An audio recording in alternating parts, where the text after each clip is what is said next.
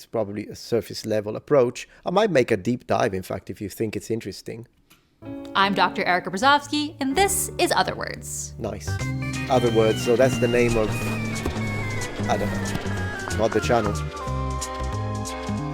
Other Words.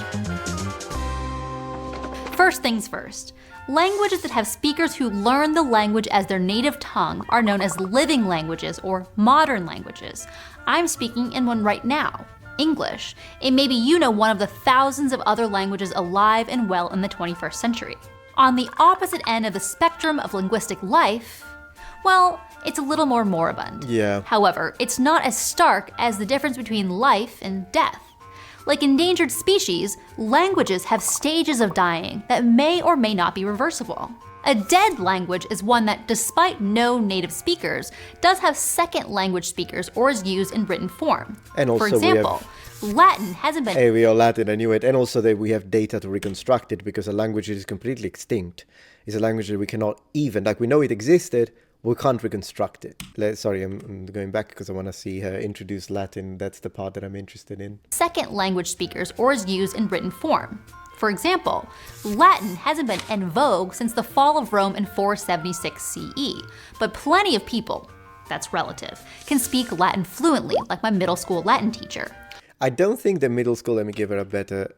I don't think the middle school Latin teacher is a good example because a lot of middle school and high school Latin teachers are actually pretty bad at Latin, I'll be honest with you. There is a very active, fervent, in fact, Latin-speaking community that has over 20,000 speakers, one of which is Luke Ranieri, of course. And worldwide, yeah, it's a tiny pool of speakers, but it's growing constantly. And these are all second, of course, they speak it as a second language, as a fourth language, as a fifth language, depending. But yeah, Latin is absolutely a spoken language to this day. And there are people that can hold conversations, and not to mention the Holy See. There are plenty of priests. Well, not all priests can speak Latin, believe it or not. I think this changed probably in the 50s, at least in Italy, because up to the 50s, I would imagine all priests had at least a very decent understanding of Latin, but these days it's not easy to find a priest who actually speaks it. Like in the Vatican, like Vatican Radio, for instance, there are excellent Latin speakers as well. While not spoken natively, it is used for liturgical and academic purposes. Other dead languages include Sanskrit, Sumerian, Ancient Greek, and Gothic. Man, look at that. A dormant language is a type of dead language that, while lacking native speakers, serves as a symbol of ethnic identity to a particular community. Iyak is a dormant Nadene language historically spoken by the Dahokniu people. Okay, so Native Americans, I had no idea. Never heard of this one. Who reside in south-central Alaska. The last native speaker, Marie Smith Jones, passed away in 2008.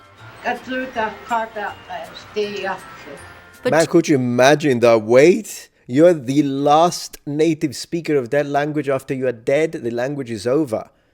Could you imagine that? No pressure. No pressure, Grandma.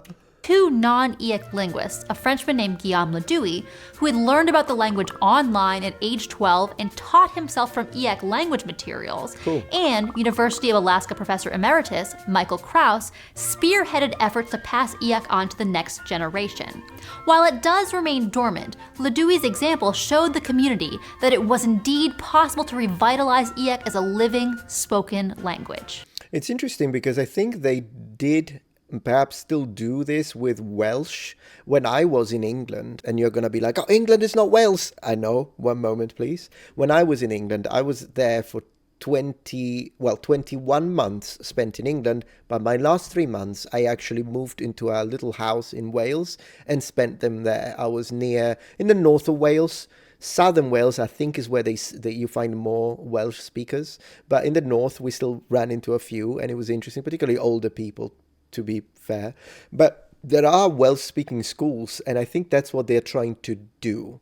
I don't know if they're still doing it now. I hope they are, because I think as a cultural heritage, it's nice. Just like I wish every Italian studied Latin. We usually do, but that doesn't mean that every Italian speaks. In fact, no Italian, the majority of Italians don't speak it. You have to be like someone who is crazy into Latin to actually speak it. Because the way it's taught at school is just translate, translate, translate. That's it. And they don't even teach in Italy, they don't even teach you classical pronunciation, just teach you ecclesiastical. And unless you go to university, you don't even know it exists. You just think that ecclesiastical Latin, so the Italianate pronunciation, that is a lot more modern. It's not that it's wrong, but it's modern. More modern, should we say, because, I mean, the medieval Latin was kind of similar, but more modern compared to the classics. A lot of Italians don't even know it exists, which I think it's a massive shame. Dead languages tend to maintain their dead or dormant status without native speakers. But there's one noteworthy exception. Hebrew was long considered a dead language, only used in... They resurrected it, exactly. So native, now you have plenty of, I don't know the numbers, but you have plenty of native speakers of Hebrew to this day. The accent is different, though. There are differences in the way you pronounce it.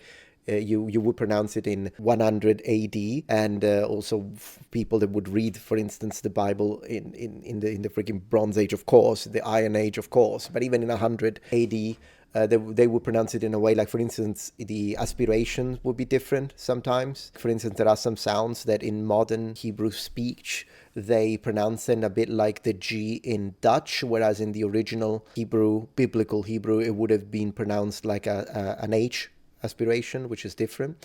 And then modern Hebrew speakers tend to pronounce the R like the French do. I don't know if you ever noticed it.